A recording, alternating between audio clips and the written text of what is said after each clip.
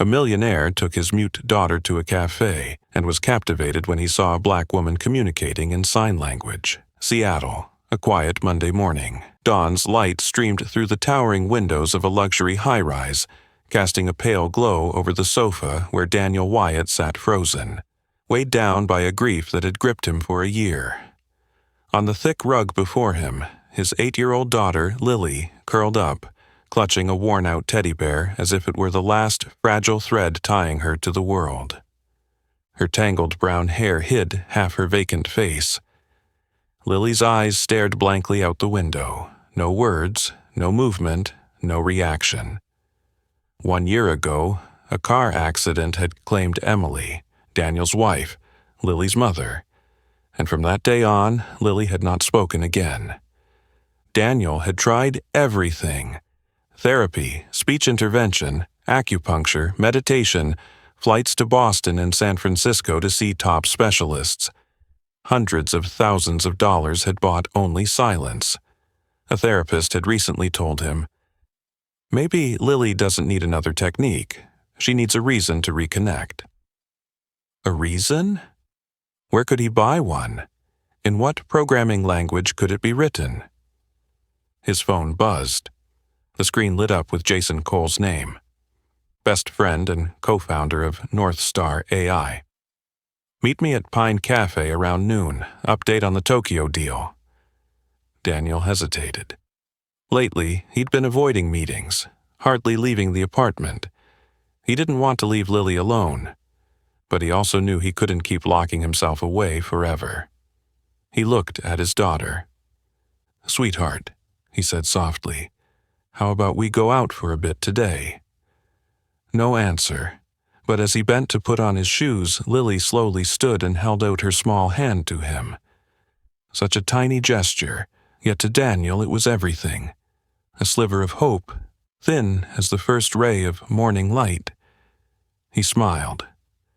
"Let's go." Lily gave the faintest nod. The road to Pine Café felt both familiar and strange. Daniel glanced at the rearview mirror now and then. Lily sat quietly in the back seat, holding her teddy bear, but there was something just slightly less hollow in her gaze, as though a small part of her was cautiously finding its way back. Pine Café was tucked into North Seattle, where old red brick walls met artisan coffee shops. Years ago, Daniel and Jason had signed some of their first deals here. That afternoon, the espresso machine hummed, keyboards clacked, and soft conversations blended into a warm, urban rhythm. Daniel walked in holding Lily's hand, afraid that letting go might make her retreat into silence again. Jason was already by the window. He stood. "Hey, Lily, long time no see." She didn't respond, only pressed closer to her father. They sat. Jason talked about contracts, investors, Asian market timelines. Daniel nodded and took notes, but his mind stayed with Lily. Her eyes seemed to drift somewhere he couldn't reach. Then the unexpected happened. From the open kitchen, a young woman emerged, cream apron, hair in a neat bun, eyes bright yet calm. Her skin was a warm, deep brown that glowed under the lights. She carried a tray of fresh-baked pastries, smiling at familiar customers.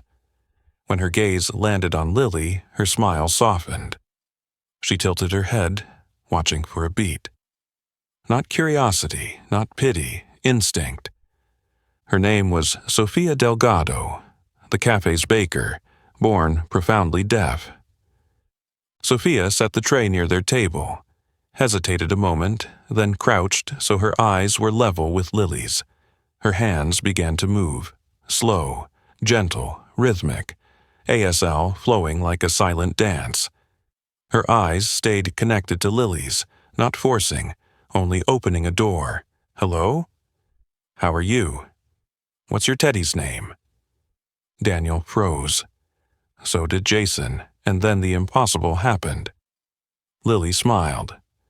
Small, not radiant, but real, her first true smile since the accident. Daniel's breath caught. Sophia kept signing, patient as if coaxing a lost soul home. Lily didn't speak, but her eyes lit up. Tentatively, she lifted her hands and copied a few clumsy signs. Jason whispered, "Who is she?" Daniel didn't answer, afraid even a movement might shatter the fragile moment. Finally, Sophia looked up, signed hello, and spoke slowly. "Sorry, I didn't mean to intrude. I just thought I might help." Daniel stepped closer. "I'm Daniel. This is my daughter, Lily. Thank you for whatever just happened." Sophia nodded with a gentle smile. "I'm Sophia. I've been deaf since birth." She said it as casually as if describing her eye color. Daniel asked, "But how did you understand her?" Sophia glanced at Lily. "She knows a few basic signs. I think she just signed ha and I like your smile. Not perfect, but I understood." For the first time in months, Daniel dared name the feeling rising in his chest. Hope. The afternoon drifted by like a small piece of magic. On the way home, Daniel poured Lily some orange juice and asked, "Want more?" She nodded, her first voluntary response in months. Dinner felt warmer that night. The next morning, Daniel returned to Pine Café just to thank Sophia. She came out from the kitchen, smiling. "I don't usually visit the same cafe 2 days in a row," Daniel said, "but yesterday, what you did for Lily, thank you." Sophia shook her head. "Lily's special. I just spoke in the way I know." Daniel hesitated, then asked, "Would you teach Lily sign language?" Sophia blinked. "I'm not a teacher." Daniel replied, "But you did what 5 therapists couldn't. You made her connect. Please try." Sophia was silent for a moment, then nodded. 1 hour after school every day and no pressure. Daniel smiled, a real one, for the first time in months. "No pressure, I promise." From that day, Pine Café became the father-daughter ritual. Lily sat at a small table near the kitchen. Sophia taught her first signs, greetings, feelings, animals. Simple lessons, but for Lily, each was a key unlocking long-barred doors. Daniel sat nearby, pretending to work but really just watching Sophia's hands speak, watching the light return to his daughter's eyes. Somewhere inside, the thick ice was beginning to melt.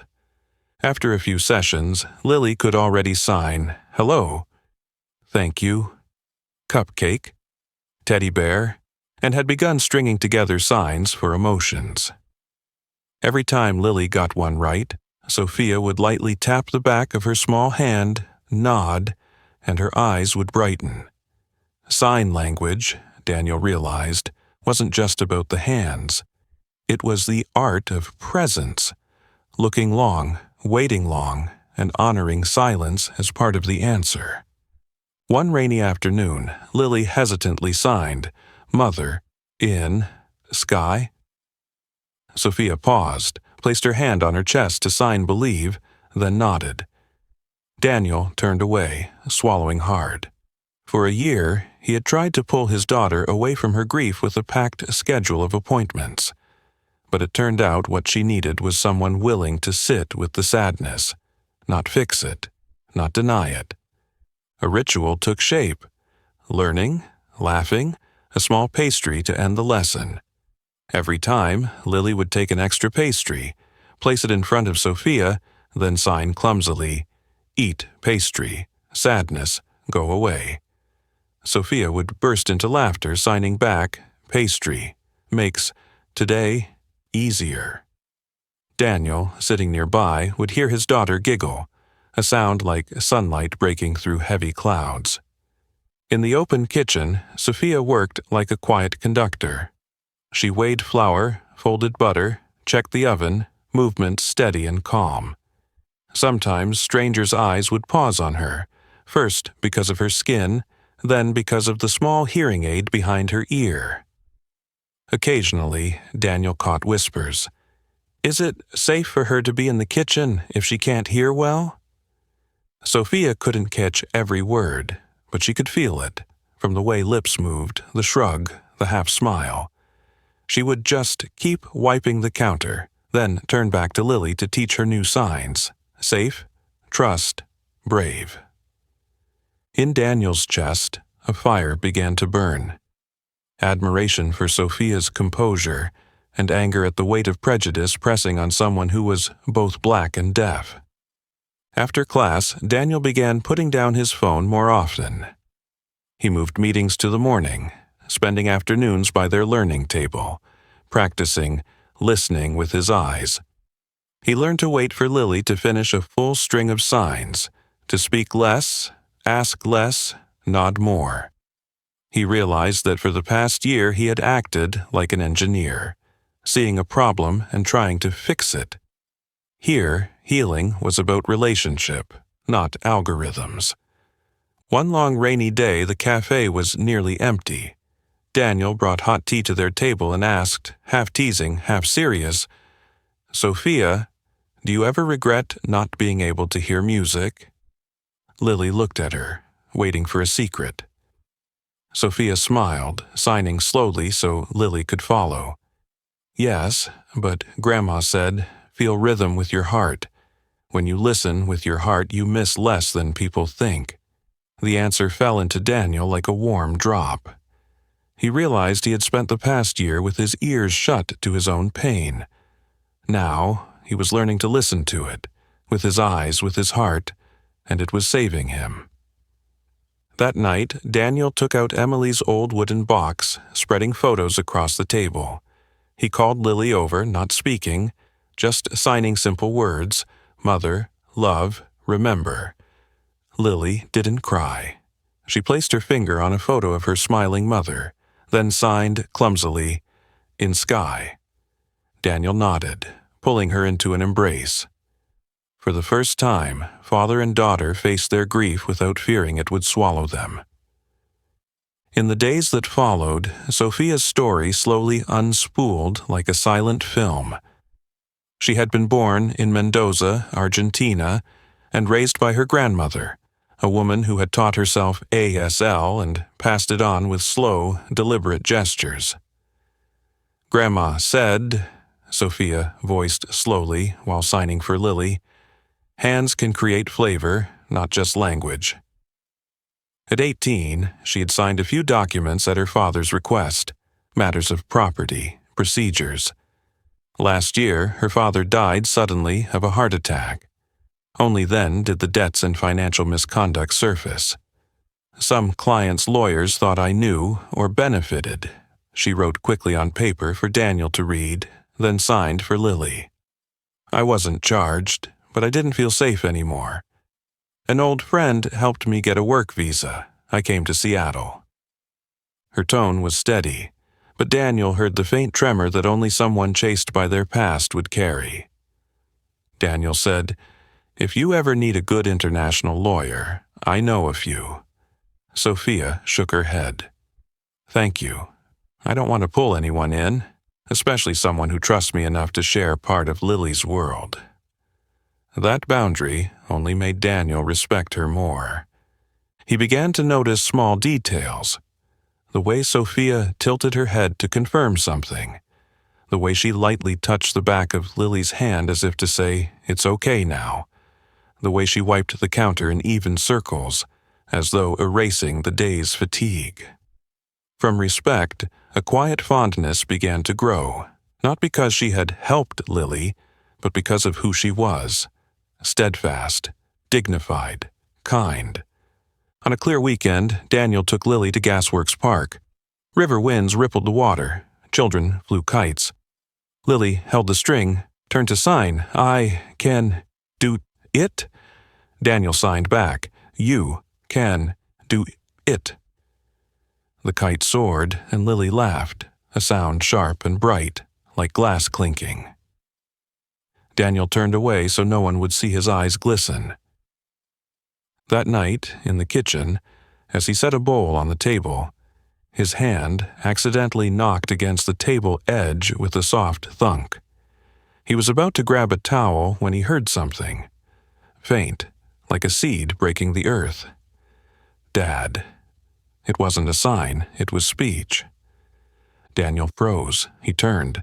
Lily's cheeks flushed. She looked down, clutching her teddy bear. Daniel knelt, eyes burning. "Did you call me, sweetheart?" Lily swallowed, looked up at him, and whispered again, clearer this time. "Dad." That sound, after 2 years of silence, was more beautiful than any symphony. Daniel wrapped her in his arms, feeling as though someone had placed a small sun in his chest.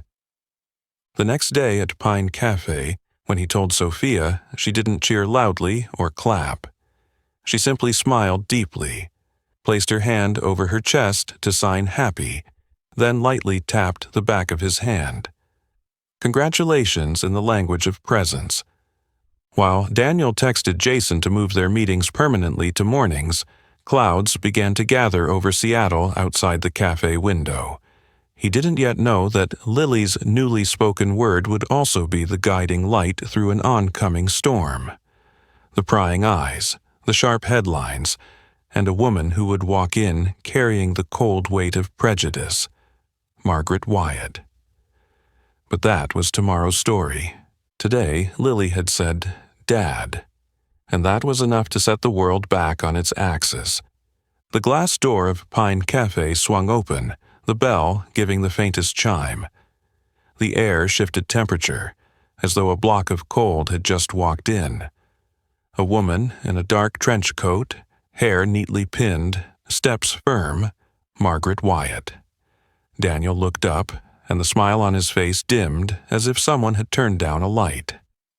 In the corner of the open kitchen, Sophia Delgado was guiding Lily through a string of signs. Hello, thank you, safe. Neither of them knew the storm was already standing behind them. Daniel. Margaret set her handbag on the table, her voice low but sharp as a knife's edge. We need to talk. Daniel rose, casting a quick glance toward Lily before lowering his voice. Mom, can we step outside? But Margaret's eyes had already swept over to Sophia, lingering a beat on the small hearing aid in the warm brown skin. She gave a small nod, a thin smile. Hello. Daniel swallowed. Mom, this is Sophia, the cafe's baker. She's been teaching Lily ASL. Oh. Margaret tilted her head. I see. Sophia smiled, signing slowly. Very nice to meet you. Margaret didn't understand the sign, but she understood the smile as a greeting. She returned it with a polite nod, just enough to keep her distance, before steering Daniel toward a table by the window. Outside, Seattle's rain was falling in a thin veil. What exactly are you doing? Margaret began, wasting no time.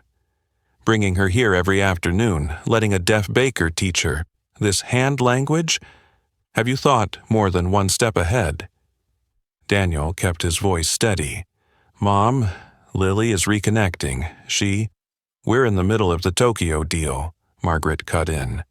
Financial reports, media, investors, they're all watching you. They expect the image of a model father, a steady leader, not. She paused, glanced toward the kitchen and chose her words carefully. A complicated relationship with a woman of unclear past and limited communication. Daniel gripped the table edge. You don't know her. I know life, Margaret leaned back, her voice lowering. People aren't as kind as you think. They won't see a quiet teacher. They'll see headlines. Young CEO dating deaf black baker. They'll dig your career, your name, Lily. Don't use Lily's name to push me, Daniel said slowly. She smiled here for the first time since the accident, and last night she called me Dad. The words made Margaret hesitate for the briefest moment. A thin mist passed over her eyes, but only for a moment. Good, she said. Then all the more reason to put her in the hands of a real specialist, in the right place, with the right image. And what's right, Mom? Daniel's voice was hoarse. Someone who looks good on paper? A shiny CV? Or someone who will sit with her grief without flinching? Margaret met her son's eyes, the same eyes she'd once steadied through financial storms, now reflecting him back at himself. "You decide," she said quietly. "This family has standards. I won't let your life veer off course over a fleeting feeling." In the kitchen, Lily looked up, catching a few sharp glances between the adults. She stepped back. Sophia laid a gentle hand on the back of her small hand, signing, "Okay, we keep learning?" Lily nodded, piecing the broken rhythm of signs back together. The conversation ended without a hug. Margaret left the cafe, her cold perfume lingering in the air. Daniel stood by the glass for a long time. Behind him, Sophia approached, brushing his sleeve lightly to signal her presence, signing slowly. "I am okay, don't worry." "It's not you who has to be okay," Daniel said, his voice thick. "It's us."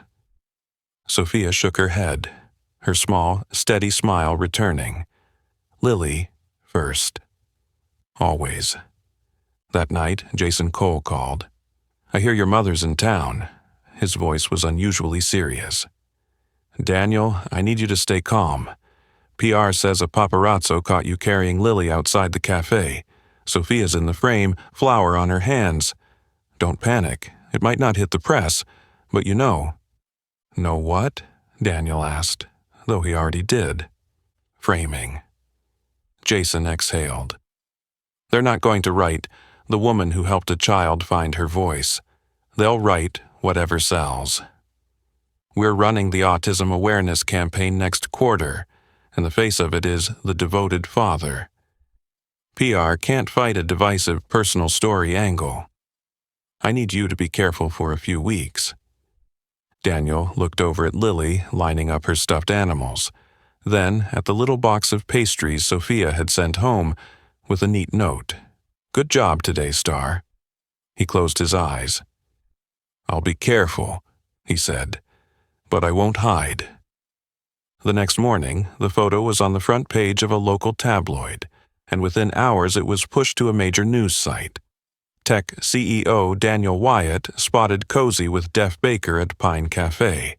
Subheading: "Sources say the woman has an unclear legal past in Argentina." The piece was vague enough to let readers fill in their own malice. At the cafe, there were more customers than usual. The air was different.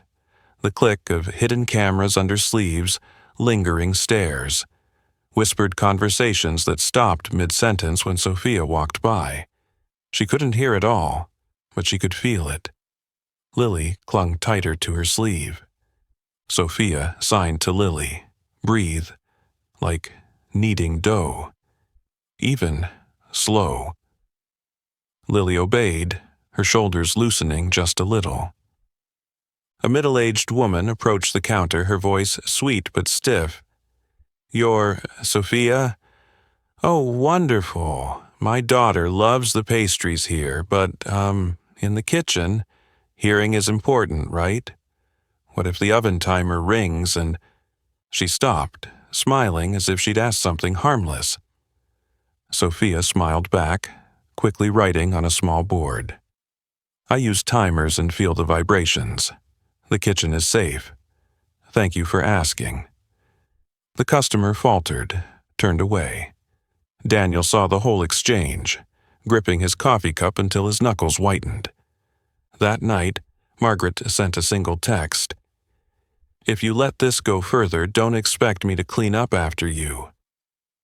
Daniel read it, put his phone down, and sat beside Lily as she drew. She drew 3 people, a woman with curly hair tied high, a man, and a little girl holding a teddy bear. Above them were curved lines like signing hands.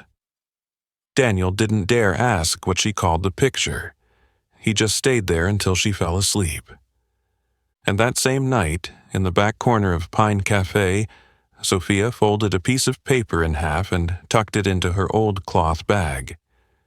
She looked at her hands, hands that both spoke and kneaded dough, then toward the window black as a still lake. In her eyes, resolve and fear layered together like two parts of dough yet to be kneaded into one. She knew the second storm was coming, and this time it wouldn't just be about stairs. Tuesday morning, Pine Café was packed before the rush hour even began. 2 reporters, calling themselves food bloggers, clutched their cameras like weapons. Jason's calls came rapid fire. "Daniel, don't show up today. The tabloid piece has been reposted by major news sites. The comments are split into camps. Someone dug up Mendoza, debt, misconduct. There's no evidence against Sophia, but the internet doesn't care about evidence. Give me 48 hours to put out the fire." "Jason, you know I don't run," Daniel replied, eyes fixed on the cafe's glass front. Inside, Sophia was teaching Lily to sign scared, but brave. With each sign, she placed a breath in the palm of Lily's hand, the same way she did when kneading dough. Slow and steady. Mid-morning, a burly man in a baseball cap blocked the kitchen doorway and threw out a question. "Is it true you were involved in Argentina?" He spoke loud enough for every hidden microphone to catch. Sophia looked him straight in the eye and wrote, "I was never charged. My lawyer is handling it. Ask me anything, but don't aim at the child." The man shrugged, turned toward the camera. "Not denying it, huh?" That shrug became a headline just hours later. Under the circle of stairs, Lily trembled. She stepped back half a pace, her eyes darting for Daniel. He was already there, resting his hand on her shoulder. "I'm here," he said softly. Sophia signed to them both. "Break. Kitchen. Now."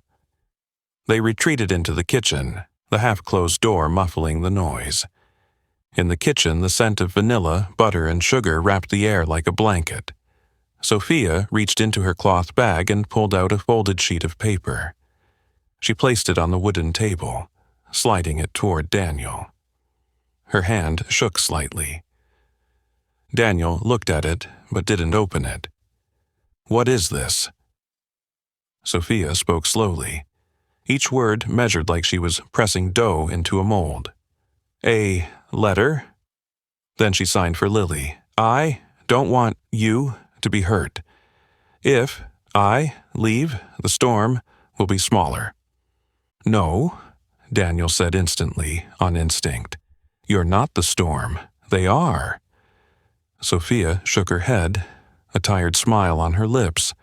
"The news will swallow Lily. I am the adult. I can take it. She can't."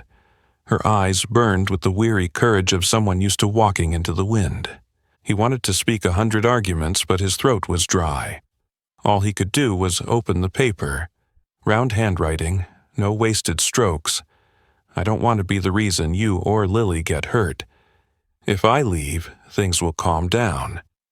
Think of me as a small breeze that lit a spark, then moved on. I'm grateful for having been here." "Why?" Daniel said quietly. "Is leaving always your way of letting others avoid learning how to stay?" Sophia didn't answer. She placed her hand over her chest and signed, "This is how I protect." Then she grabbed her cloth bag and turned. At that moment, Lily appeared in the kitchen doorway, eyes wide. She had followed every movement, and though she couldn't hear the words outside, she could feel the current pulling someone she loved away. She looked at the paper on the table, then at Sophia's clenched grip on the bag strap. Lily rushed forward, grabbing Sophia's hand, pulling her back.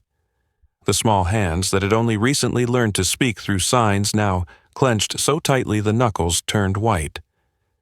She signed urgently, her signs messy and jumbled, but her meaning clear. "Don't go, you understand. Me. You. Here. I not sad." Sophia wavered. She knelt to Lily's eye level and wrapped her in her arms. The little chest trembled against hers. Daniel stood 2 steps away, the shortest distance of his life that felt the heaviest. Then it happened. The thing he had prayed for on sleepless nights. Lily opened her mouth. At first, it was a small, broken sound, as faint as a fingertip tapping the rim of a glass. Then it became a sentence, slow, clear, deliberate. Don't let her go. Time broke open. The clink of spoons, the scrape of chairs outside, all vanished. Only the raspy child's voice remained, like a sapling breaking through the soil to meet the sun. Sophia pulled back just enough to look into Lily's eyes. Tears streamed down her face, but a smile bloomed as she signed each word Lily spoke, etching them into memory. Don't let her go. Daniel sank to his knees beside them. In that moment, all the things that had once been the center of his universe, growth charts, calls with Tokyo, shareholder posts, slid into the shadows. Before him were his new centers, a child who had just found her voice again, and a woman who had kept it from going out. Outside, someone snapped a photo through the gap in the kitchen door. A frame of 3 people in an embrace, dusted with sugar, tears and smiles woven together. That image would later be ripped from its context to serve other narratives. But in that exact minute, it was only the truth. Daniel placed his hand on Lily's shoulder, then on Sophia's. He spoke, slow and firm, so they could both read his lips. No one is going anywhere. He drew a deep breath, as if bracing to push open a heavy steel door. From this moment, nothing, not even my company, will silence you again. Sophia looked at him, and saw a resolve unlike the brittle strength he had tried to show before. This resolve wasn't fighting pain, but standing with it. She gave a small nod. Lily lifted her hands and signed a clumsy yet piercingly beautiful phrase. We are home. Out front, the doorbell jingled again. The media storm was far from over, but in the kitchen a different storm had just passed. It had torn through hesitation, leaving a bright clearing for the decision ahead. Daniel rose, pulling out his phone, not to hide in meetings, but to say what needed to be said. He looked at Lily, then Sophia. "Give me a minute," he whispered. "I know what I have to do." The kitchen door at Pine Café had barely closed when Daniel pulled out his phone. He looked at Sophia and Lily for a long beat, as if signing an invisible promise to himself, then dialed Jason Cole. "Pick up," Jason said the moment he answered. "I just stepped out of a meeting. The Tokyo partners want a fast-track signing next week, and the press—" "Jason, stop!" Daniel cut him off, his voice calm but so unfamiliar that Jason went silent. "We're not going to Tokyo right now." "What did you just say?" Jason nearly shot out of his chair. "Daniel, we've spent 8 months negotiating, piles of due diligence. Investors are hanging their hopes on this deal. What do you want me to tell them?" "Tell them the company can wait," Daniel said, eyes never leaving Lily. "But my daughter can't. I'm going public with the story, resetting how we build this company. If we have to rebuild, we'll do it in a more human way." On the other end, Jason let out a long sigh, then spoke slowly.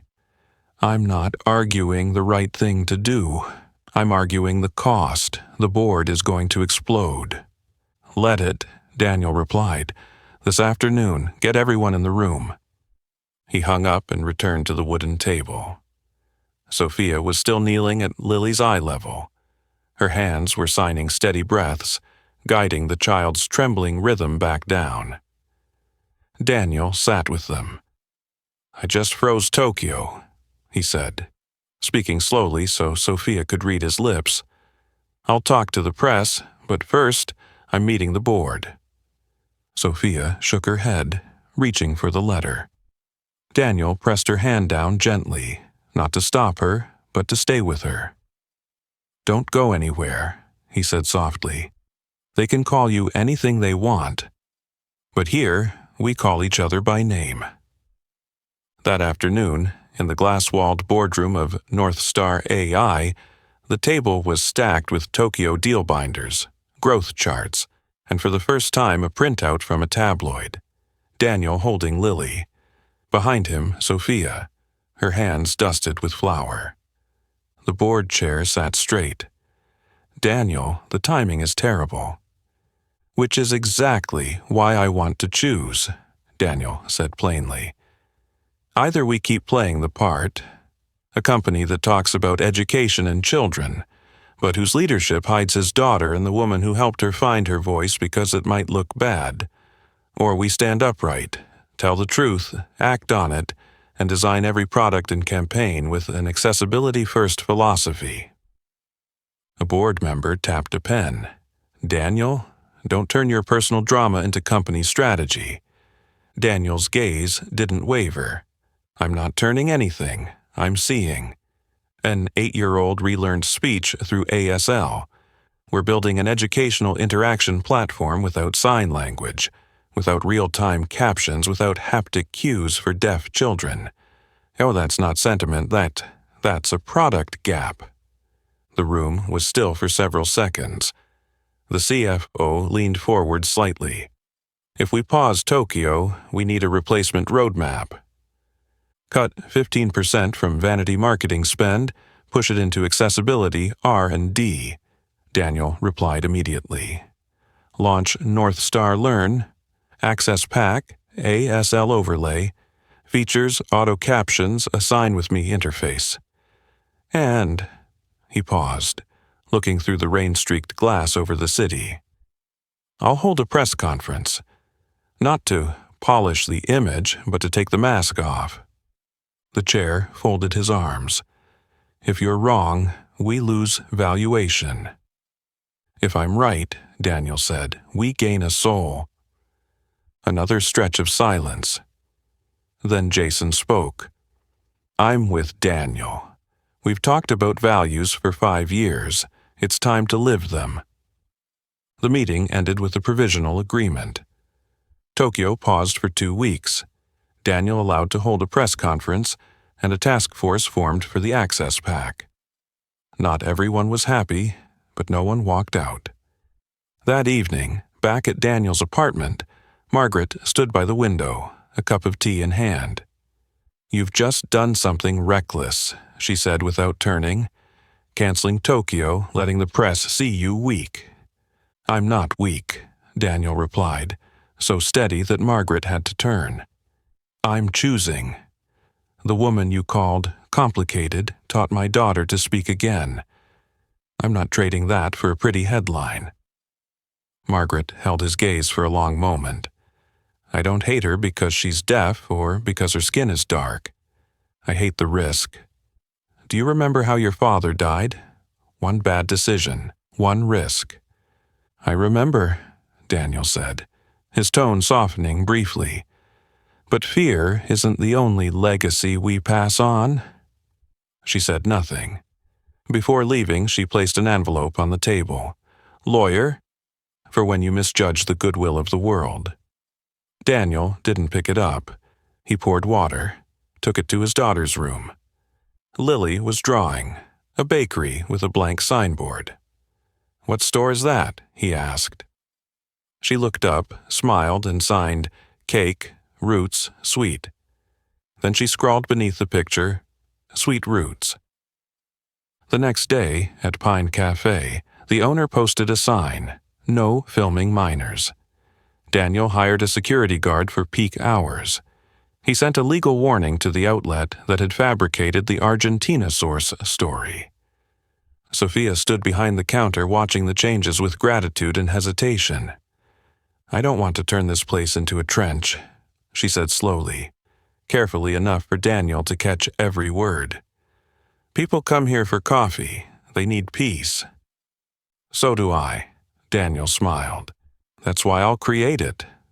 Let me and Jason carry the noise.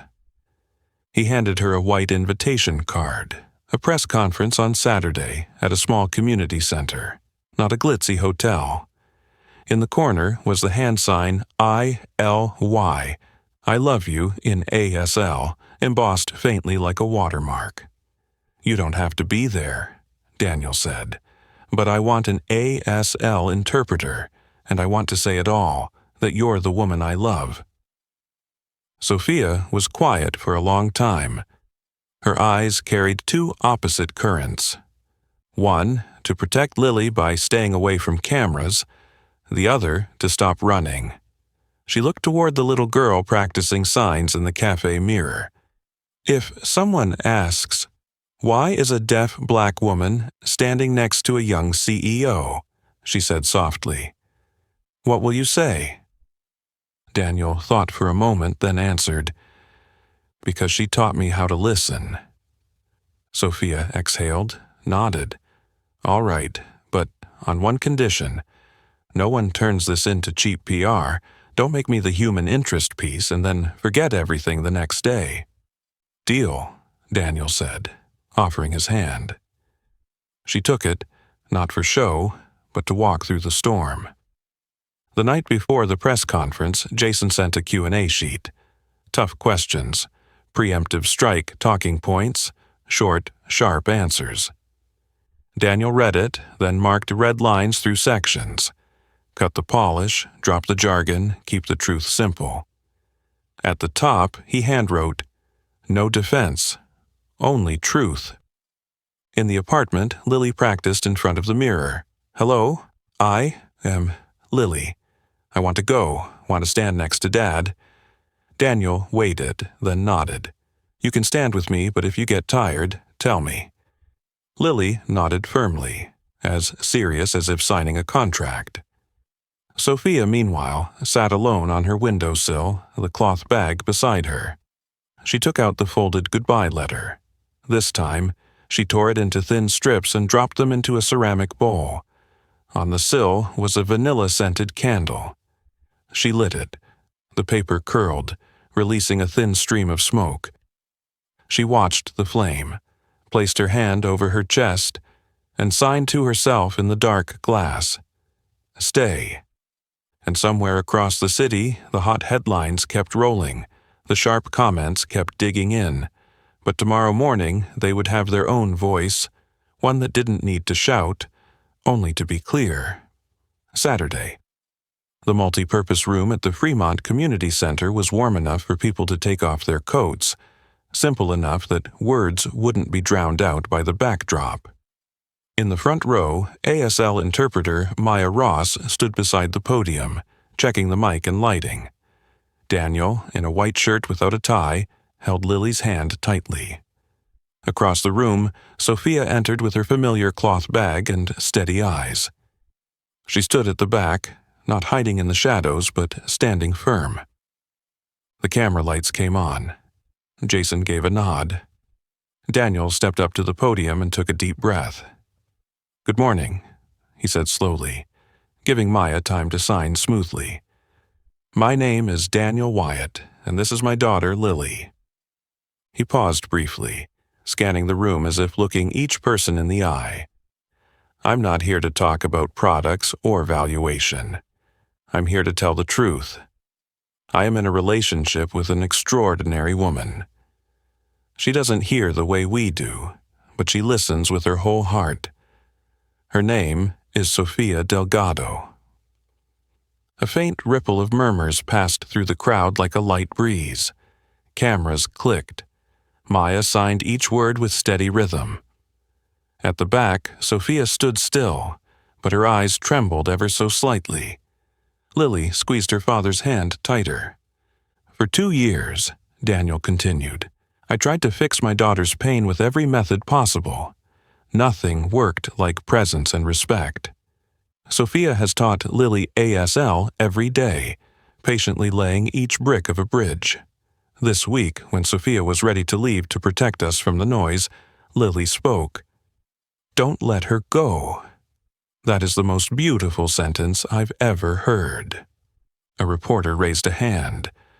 "Are you using this story to polish your image for the upcoming education campaign?"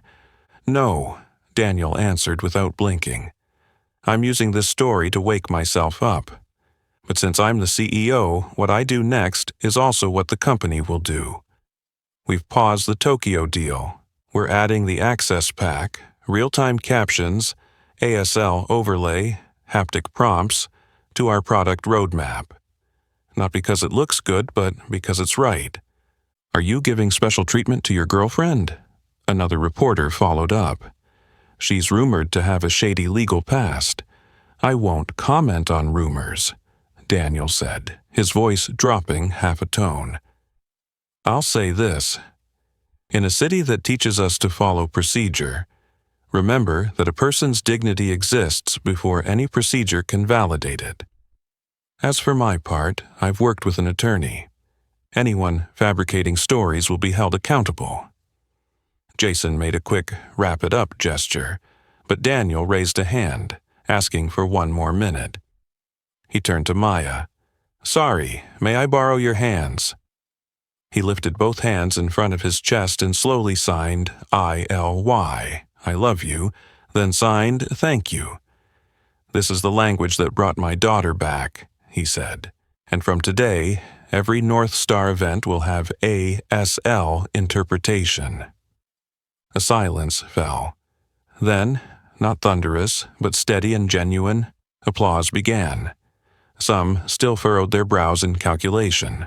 A few clapped slower with suspicion, but most applauded.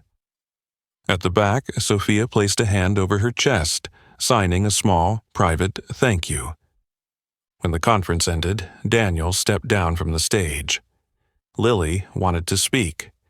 She looked up at the side mic and said slowly, My name is Lily. Then she signed the greeting again, her face flushed. The room chuckled warmly. A female reporter approached, crouching to Lily's eye level. Thank you for being so brave, she said. Maya interpreted. Lily smiled, then backed into her father's arm. In the hallway, Margaret had been standing there for who knew how long, her dark scarf draped over her shoulders. She didn't enter, but she didn't leave. As Daniel walked past, she said quietly, You've just placed a period. Then, after a beat, or maybe a capital letter. Daniel didn't answer, just nodded. She glanced toward Sophia at the end of the hall, no longer with the evaluating a variable look, but the seeing a person look. Still, she stayed silent. Her journey would take time. A few days later, the news cycle shifted pace. Alongside the venom came balanced articles, from ASL to Access Pack, when tech learns the language of the heart. A deaf teacher posted a video teaching 5 basic signs, tagging at North Star. Conversations in the community began to focus not on the romance, but on accessibility. Daniel kept his word, forming the Access Pack product team, inviting a deaf advisor into decision-making. Jason handled ASL data licensing. Daniel handled the budget. They were finally touching real work. As for Sophia, she carried the dream Lily had once drawn. Sweet Roots. A small bakery where sweet was not just sugar, but the feeling of belonging. Daniel asked, Can I invest? Sophia met his gaze. You can walk alongside me. But ownership is mine. Daniel smiled. Deal. They found a space in Ballard, an old shop with large street-facing windows, hardwood floors that needed polishing, and exposed brick walls beautiful as untold stories. While cleaning, Lily chalked on the wall, where happiness smells like sugar. Sophia snapped a photo, later printing it as a poster to hang in the corner. We'll need staff, Sophia said. At least 2 deaf employees and 1 apprentice. Daniel suggested, Let's do a sign of the day. Put it on the blackboard, and anyone who orders using the sign gets 10% off. Sophia laughed. You're trying to make the whole city learn sign language? No, Daniel said. I'm trying to give the city a taste of what it feels like to be understood. On opening day, Jason stood at the door handing out small cards with 5 basic signs. Maya worked part-time as interpreter. Customers walked in, surrounded by the smell of butter, sugar, vanilla, and something warm that was hard to name. At the counter, Sophia signed with Noah, the deaf apprentice, about the next batch. Renee, a young baker, taught a little girl how to sign "thank you." No one had to shout. Everyone was seen. Of course, not every day was sunshine. A nasty comment slipped into the cafe's fan page, an anonymous letter to the press, a customer annoyed at having to watch people wave their hands around. But the cafe stayed warm, the hands stayed flurry, the bread kept rising. And one afternoon the door opened. Margaret stepped inside, removing her sunglasses. She walked to the counter looking at the sign of the day board. Renee smiled and guided her hands through it. Margaret hesitated, then signed slowly. "Thank you. Not perfect, but an effort." Sophia nodded and replied flawlessly, "Happy to serve you." Margaret paused half a second, then smiled. For the first time, it wasn't cold. Later in the day, Daniel dropped by and spotted his mother at a corner table, a lemon cupcake before her. She pointed at the poster, "Where happiness smells like sugar." "She wrote that?" she asked. Daniel nodded.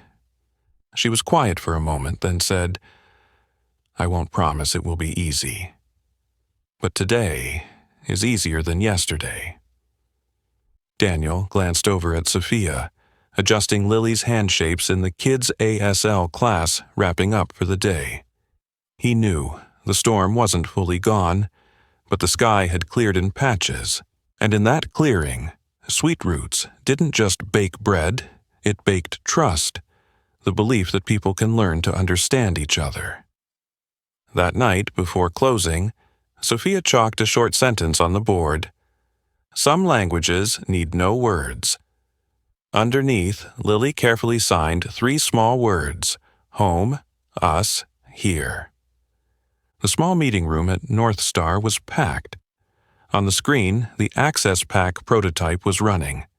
Real-time captions, an ASL hand avatar overlay, and a gentle haptic buzz for important keywords. Maya Ross stood beside the board, interpreting while giving feedback, and Ari Jenkins, the newly recruited deaf advisor, typed quickly on a laptop. Don't let captions swallow emotion. Need facial grammar layer for proper ASL syntax.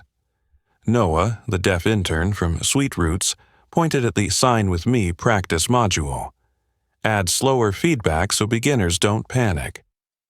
Daniel looked at the team, seeing for the first time that his decisions had taken on real substance. "Send the test pack over to Greenwood Elementary this afternoon," he said. "Let the kids be the judges." That afternoon, the Greenwood activity room was crowded with children. When the Access Pack went live, captions kept up with the teacher's words, the hand avatar signed simple sentences, and the kids' wrists buzzed gently when it was exercise time. A girl giggled when captions misheard cake as cane.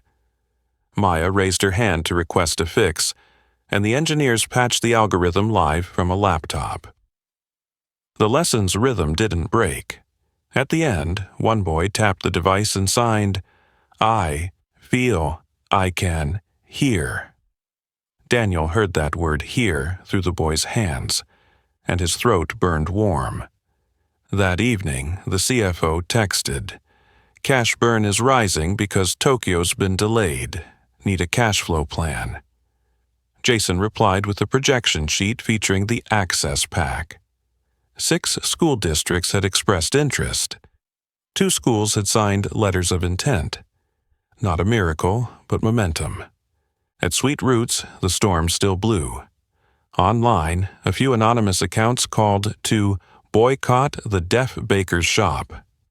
Foot traffic dipped, enough for Sophia to hesitate when scooping flour. But the Sign of the Day board kept pulling people in. Students, parents, even construction workers stopping to learn thank you for a 10% discount. The hashtag number sign the order started circulating through the city. Renee taped up a hand-drawn sign. If you order using sign language, you've learned a new language today. Not everyone liked it, but many wanted to try. In the middle of it all, Mendoza's shadow knocked on the door. That afternoon, Sophia received an email from the Fiscalía Provincial de Mendoza. You are invited to provide testimony via teleconference. You are not a subject of prosecution. This is part of the review process.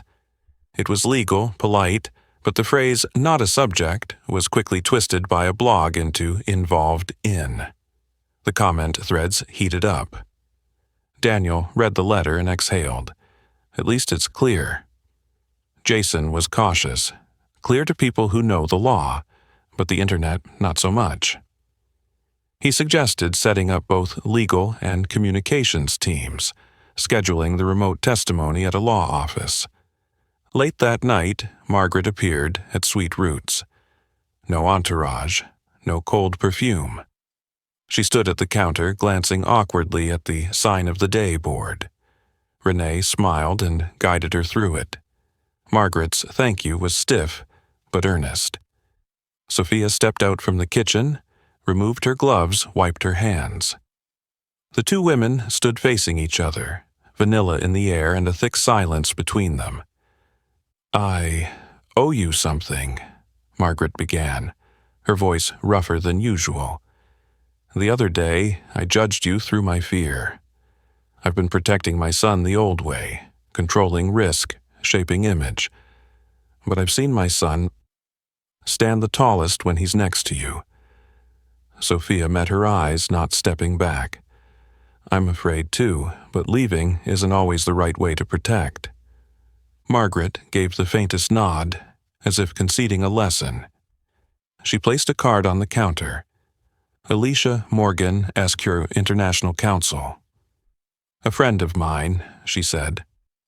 I've spoken to the consulate.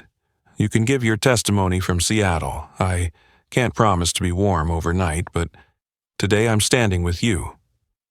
Sophia took the card, eyes glistening.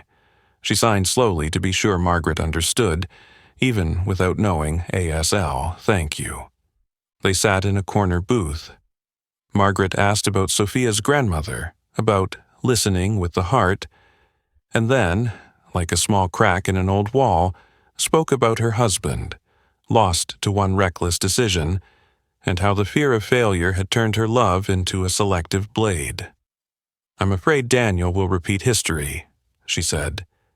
But history doesn't repeat if you learn it. The next day brought both good and bad news. Good.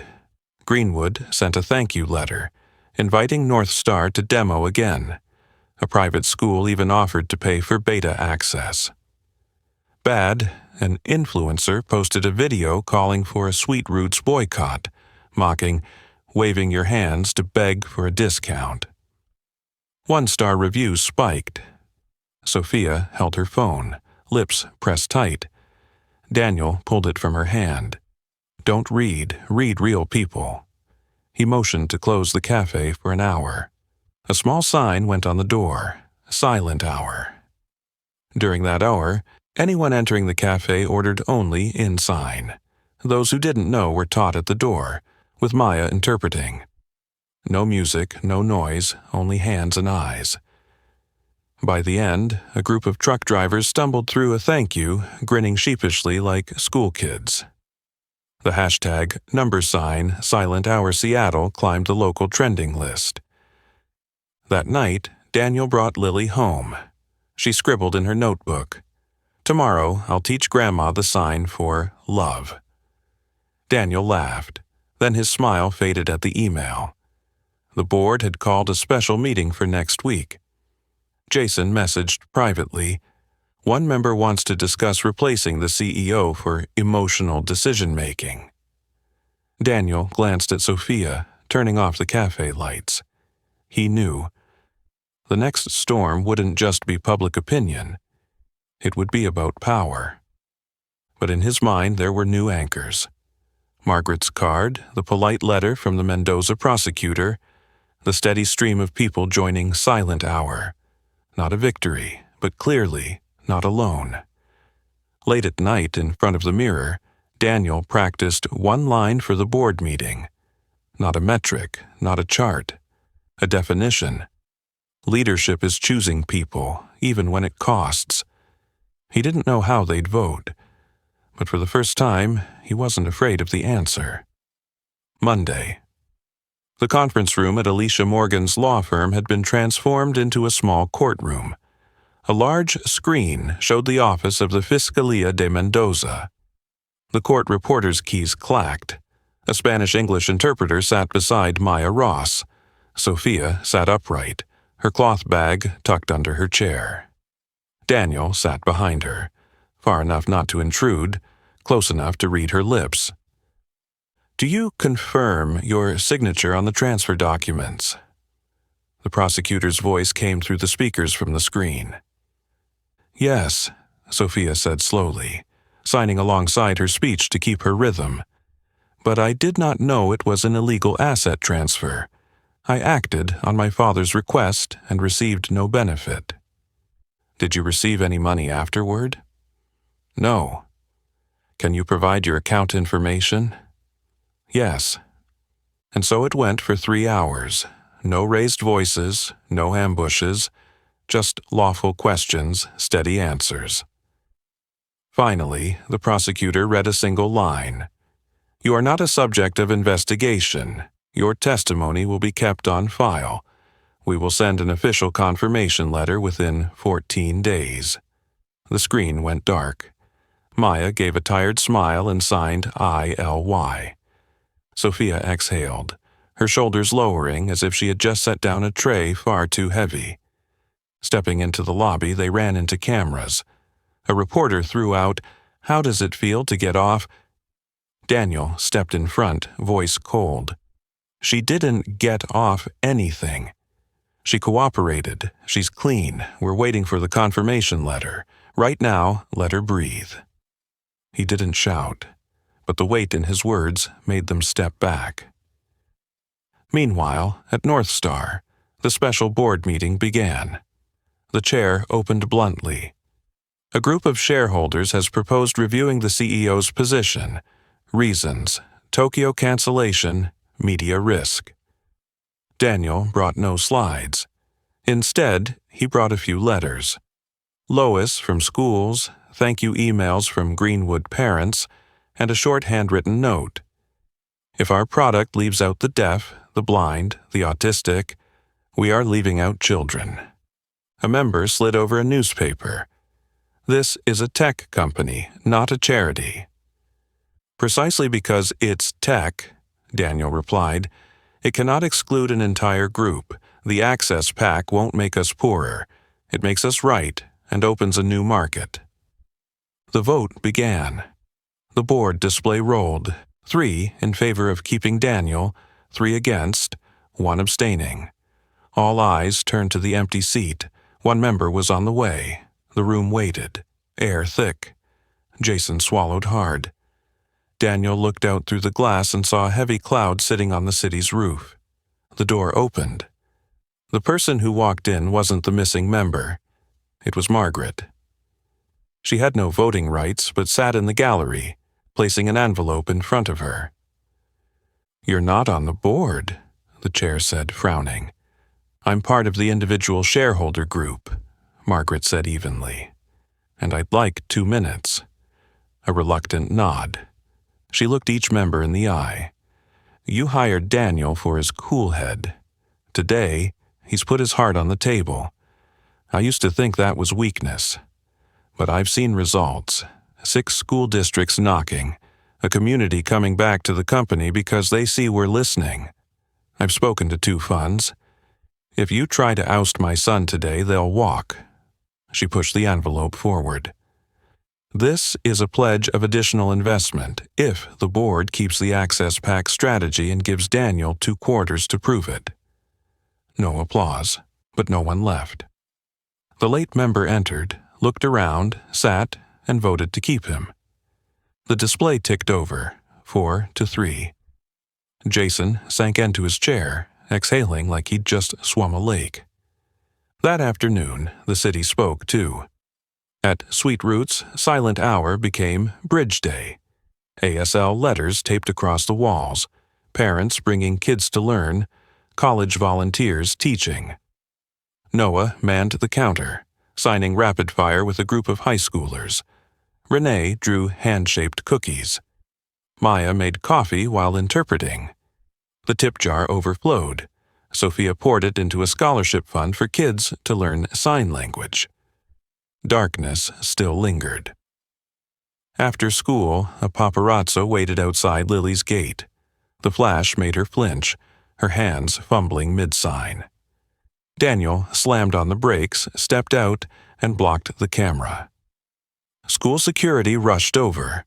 A few parents formed an impromptu wall to usher the children inside. That night, the lawyer filed for a restraining order against the photographer. Night brought a calmer apartment. Lily slept, hugging her teddy bear. Daniel and Sophia sat on the windowsill, the city blurred in fine rain. "I'm scared," Sophia said, slowly enough to hear the word herself. "Not scared of us. Scared of the price you'll pay." "I'm scared too," Daniel admitted. "But being scared into silence costs more." He looked at the sugar streaks on her hands. "You're not some romanticized version of suffering. You're a person. And I want to walk with a person." Sophia was quiet for a long time. She laid her hand on his, signing a single word, "Stay." Nothing more was needed. The next morning, the law firm's inbox chimed. The Mendoza prosecutor's office sent a provisional confirmation.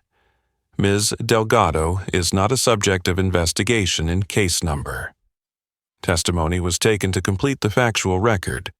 Jason attached the email to a short, plain press release.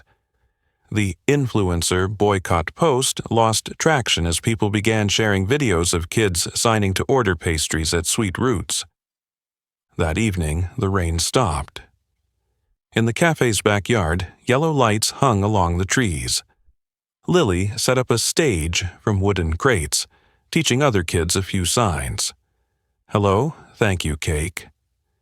Margaret sat in the back row, her hands slow but patient as she repeated each sign. When Lily signed love, Margaret hesitated, then followed, her smile trembling just a bit. Daniel stood just inside the door, watching 3 generations, a child, a deaf black woman, a mother relearning how to soften. He knew no miracle could erase every storm, but no storm could outlast them if they stayed patient. Sometimes outlasting the storm was enough.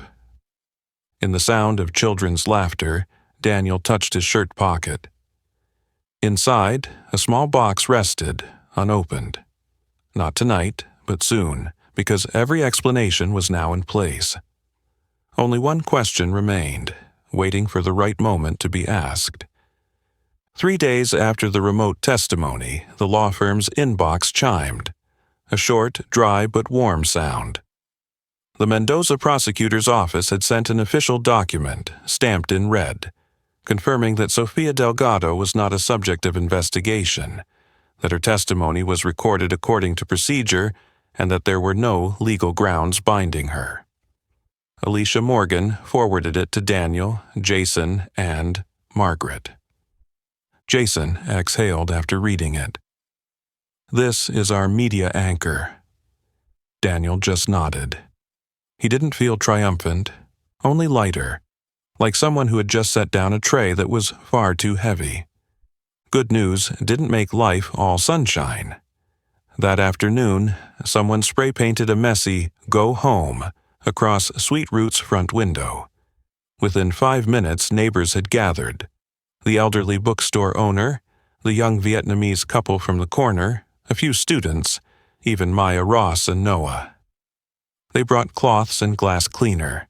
Renee carried out a tray of fresh chayote pastries to share. No one chanted slogans, Only hands and eyes worked. As the paint faded, Lily quietly chalked on the blackboard, "This is home." Underneath, she signed slowly, "Home, us, here." A woman walking past stopped, smiled, and signed along. At North Star, the race to turn ideas into a finished product was still fierce. The CFO was blunt. "Cash will be tight if we don't have access pack revenue this quarter." Jason laid 3 new LOIs on the table, plus a paid beta contract. "We have momentum." Ari Jenkins typed quickly, "Don't cut the avatar's facial expression layer. That's ASL grammar, not decoration." Daniel nodded. "We don't sacrifice quality for numbers." He knew. If he wanted the board to believe that human didn't mean inefficient, the product had to be polished enough to make even skeptics nod. That evening, Margaret stopped by Sweet Roots. She no longer stood at the doorway's threshold. She walked straight to the counter, looked at the sign of the day board, and signed slowly. "Thank you." "Today, I learned the sign for proud," she said, turning to Maya to check her hand shape.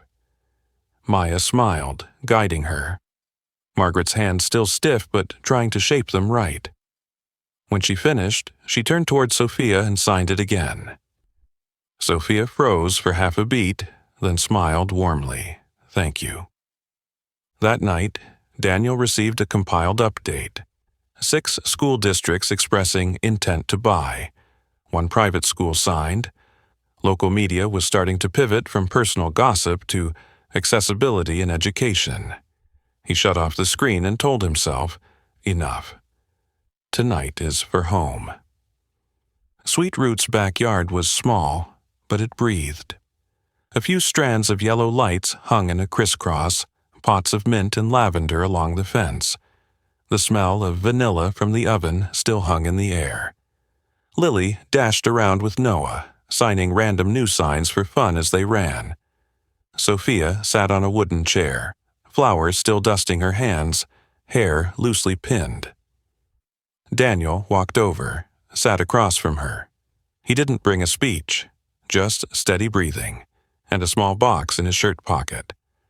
"I used to think I was someone who fixed things," Daniel began, speaking slowly so his lips were clear. "But you taught me how to stay with sadness, to stay with people.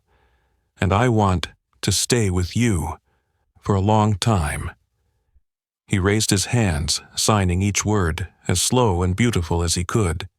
"Will you marry me?" Sophia looked at him. In her eyes, the storm had just passed, leaving a clear patch of sky. She didn't hold out her hand immediately. She touched Lily's cheek. The child had just run up, breathless, eyes bright as 2 pomegranate seeds. Then Sophia placed that hand over her own heart and signed, "Yes."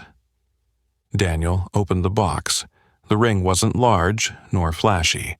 A slim band of silver with a tiny engraving inside, "Listen." He slipped it onto her finger. Sophia let out a soft laugh, like sugar crystals breaking under a bite. Lily lunged forward, hugging them both at once, then leaned back and announced, speaking slowly but clearly, "I agree, if I get to make the wedding cake." Daniel laughed out loud, Sophia laughing until her eyes watered. "And," Lily added, her small hands signing like drum beats, "wedding must have interpreter. So everyone can see how beautiful love is." "Deal," Daniel said, nodding seriously like he'd just signed an M&A. "Non-negotiable term."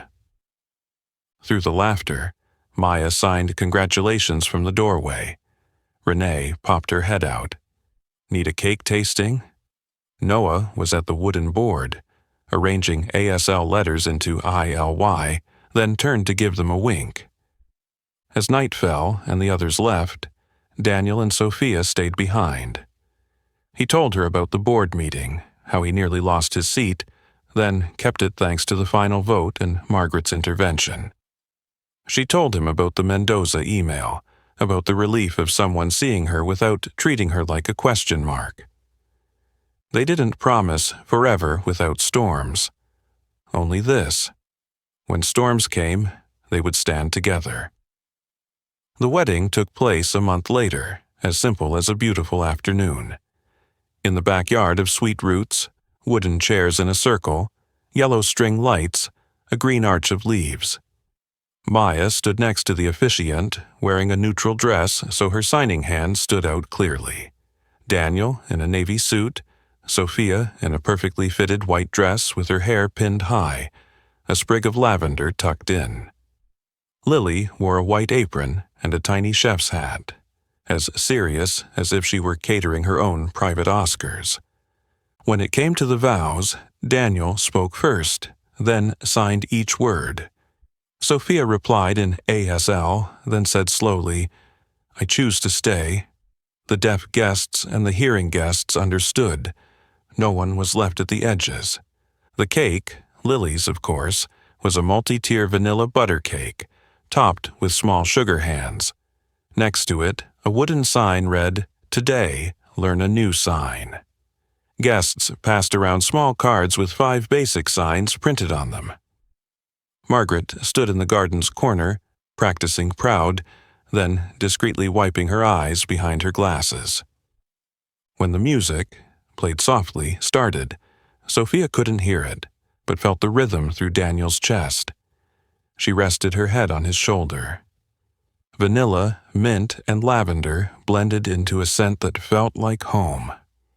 At the end of the day, Daniel lifted Lily and spun her around, laughing like a boy.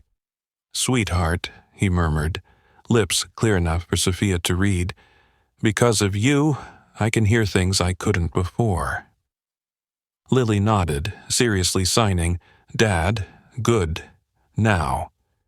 Then she burst into giggles and ran off to hide the last slice of cake for Noah.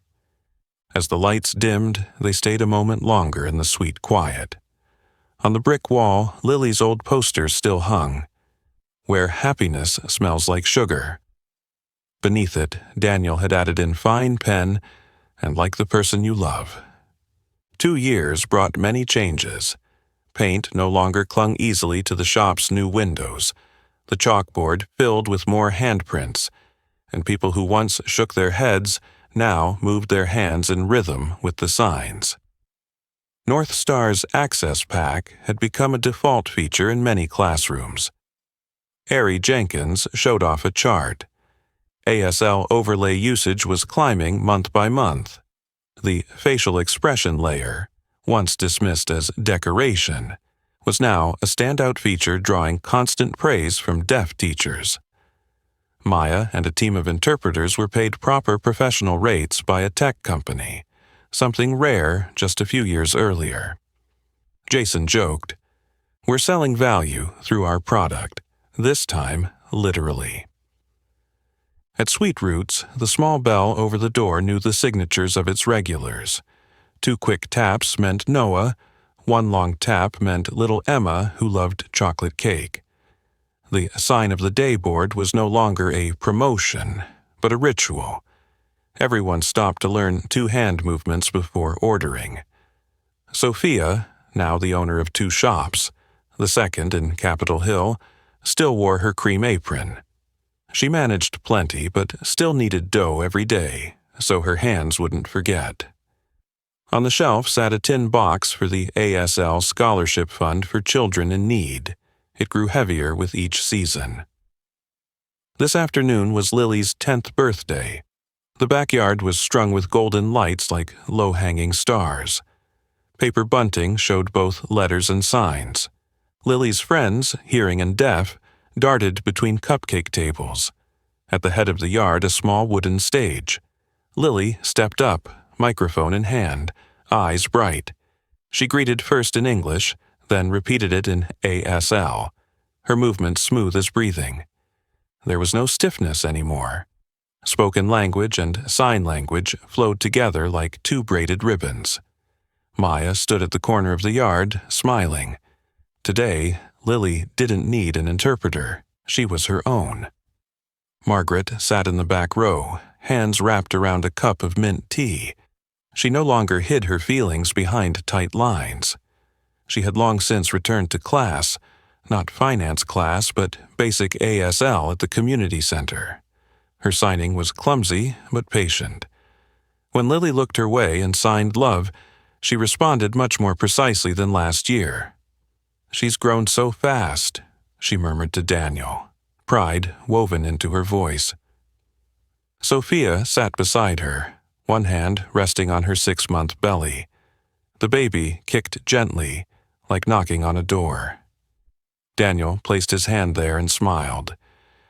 "Whenever the baby hears Lily laugh, it kicks," Sophia said slowly, her lips curving. "Maybe it's learning the rhythm," Daniel teased. "The rhythm of bread rising." They both laughed. In the garden's corner, the blackboard read, "Today, apologize if you don't understand each other the first time."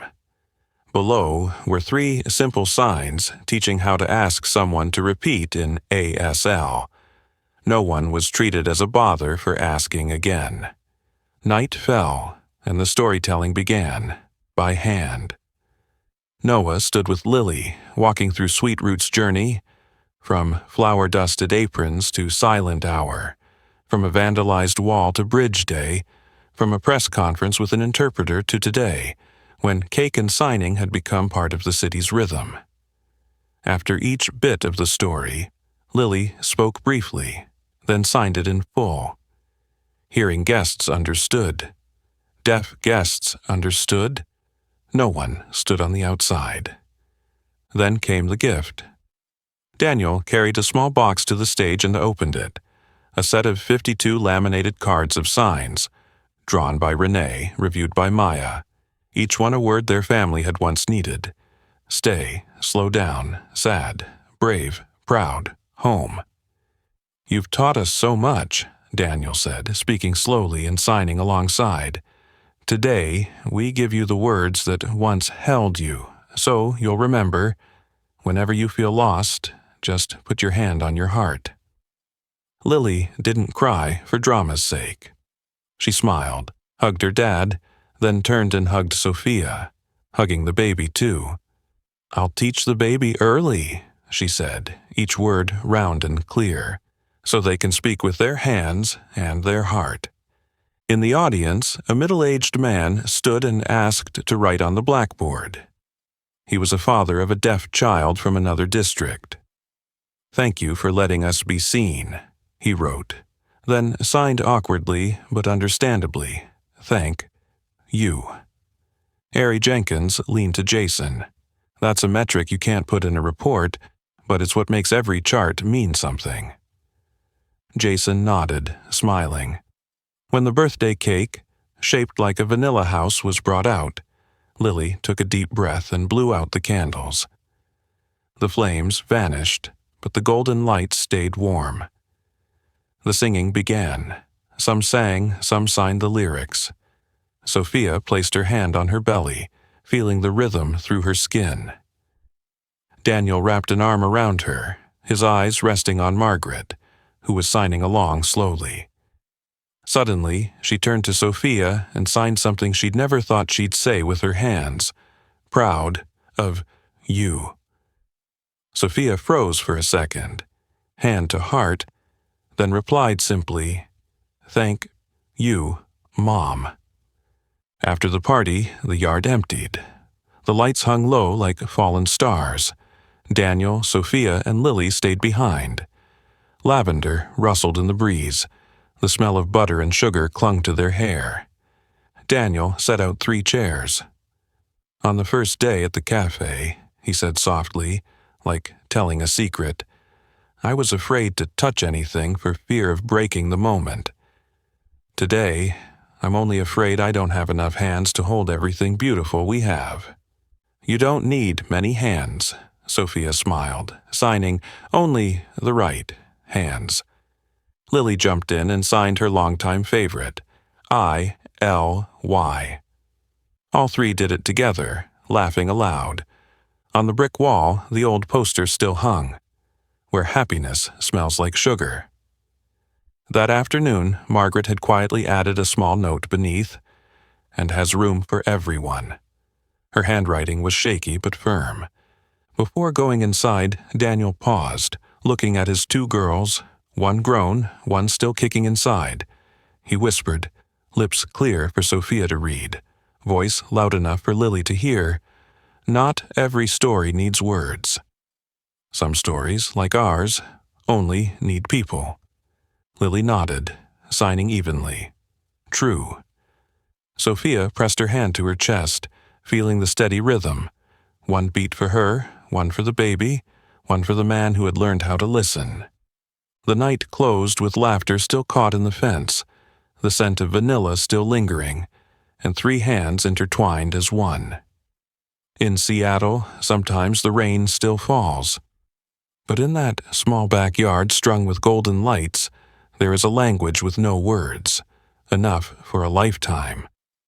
And that is the journey from the heavy silences of the past to a home filled with laughter and the language of the heart. The story of Daniel, Sophia, and Lily is not just about love, but about how people choose to stay, to face prejudice and fear together, and to build a chosen family. If you were Daniel, would you sacrifice a major career opportunity to protect the person who helped your child find their voice again? Share your thoughts in the comments below. If this story touched you, don't forget to like, share with friends, and subscribe so you don't miss more inspiring stories.